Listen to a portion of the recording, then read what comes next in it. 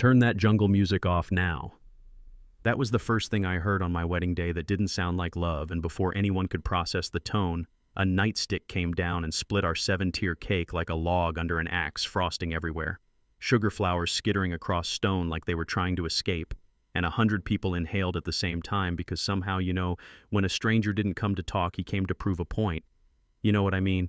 I had my arm around my wife, Lena, both of us still wearing that new ring glow, and in one swing the moment snapped, not just the cake but the spell, the illusion that money and a nice zip code could buffer you from somebody determined to remind you what they think you are. My name is Marcus Thorne, and yeah, I'm an FBI agent, supervisory special agent, the guy who tells other guys with badges that rules still apply, but out there on our lawn in Oak Creek on a sunny Saturday with a jazz quartet threading old standards through the shade, I was just a man trying to keep my wife's hands from shaking while an officer in a crisp uniform ground his heel into our peace.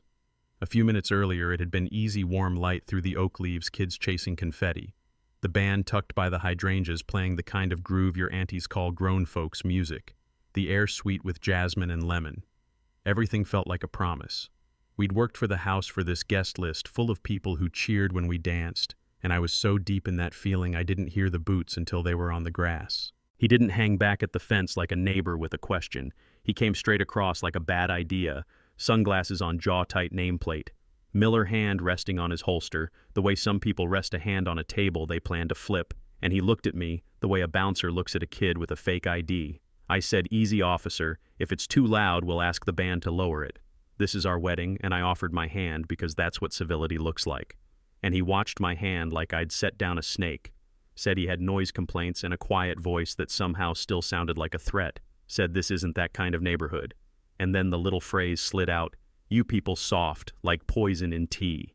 My stomach did that old knot. It learned a long time ago, but I kept my voice steady, told him who I was, told him we could handle this professionally, and he chuckled. Not with humor, but with contempt, said FBI, right? And I'm the president, like it was a joke, only he got. Lena said, "Sir, you're on our property. We're being respectful. Maybe you try it too."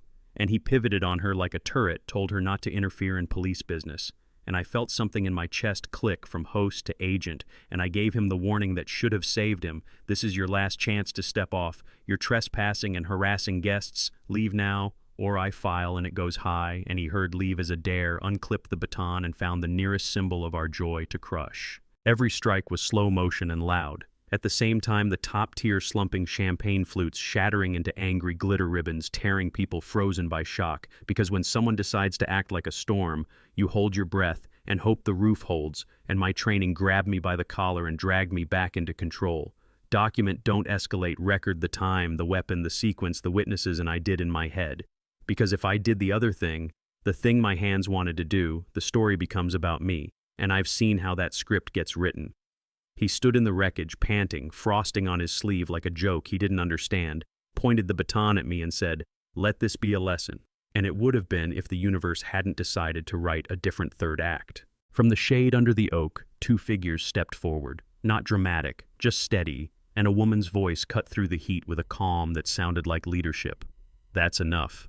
Officer Miller," and when he snapped, "Who are you?" She didn't smile, didn't blink, just said, "I'm your boss. Chief of Police." Frank Reynolds was a man in the other version of the story, but today it was Chief Frank Reynolds' counterpart in our city. Chief Frank Reynolds in the transcript, but in my life it's Chief Frank in a dark blazer, and the posture of someone who has carried other people's consequences. And next to her was the mayor David Collins, the practiced calm, the weary eyes, the weight of a city on his tie. And yeah, that happened. The two most powerful people in town at my reception, because sometimes your guest list is a safety net you didn't know you were going to fall into. Color drained out of Miller's face in stages, the baton slipped, clanged on stone, and the chief took his cuffs off his belt like a surgeon taking a tool from a careless resident. Read him his rights in a voice that was more disappointment than anger, and it echoed louder than the music had, because everyone knew what it meant to see power check power in public without flinching. When the other officers from a different precinct walked him past me, his eyes weren't hard anymore. They were scared, and for the first time he saw me as something other than a problem to be solved. He saw me as a man who had just watched his wedding get ruined and still hadn't raised a hand. The adrenaline drains in weird ways, you go cold. Though the sun is warm, Your hearing comes back like you're underwater, your guests become cleanup crew because nobody knows what else to do. And Lena finally sat down like someone unplugged her from the wall, and I made coffee because coffee gives your hands something to do while your brain catches up. The chief took off her blazer, rolled her sleeves. The mayor leaned in with his elbows on his knees, and we had what I called a war council, because naming it made the room tilt back toward control. And I said what I knew in my bones, from years of reading the same sad pattern.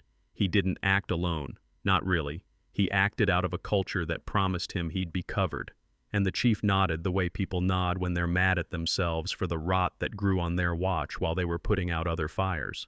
We drew lanes, internal and criminal, for the chief, politics and public trust for the mayor, federal for me, and I said I'll open a civil rights case subpoenas for his personnel file, every complaint, every email those hands ever typed about force and fear and narrative, and the chief said you'll have what you need, and I'm suspending his sergeant for signing off on fairy tales, and the mayor said he'd go public before the union spun the first lie. Across town, while we were drawing that map on a ripped piece of catering paper, I knew exactly what was happening because the script is older than any of us.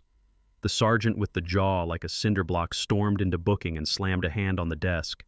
The union rep slid in like smoke. They whispered the old lines, "You feared for your life." The homeowner was non-compliant. There was a glint at the waistband. "We'll align the language. We'll make the reports match. We'll make the party sound like a riot." And the baton swings a byproduct of securing the scene. And you hear it enough times, and it starts to sound like a hymn for people who forgot what they swore. We didn't let that hymn drown out the truth. We pushed subpoenas before breakfast. My analyst sat down with coffee that tasted like resolve, and when the files opened, it was like somebody lifted carpet and showed you the shape of the stain. 17 complaints in 12 years, 9 excessive force, 5 harassment, 3 explicit profiling, none sustained, because every time a citizen said this hurt me, a supervisor wrote, "We find the officer credible," and a union lawyer found a way to call the witness unreliable. And if you want to know what systemic means, it's not one guy with a temper.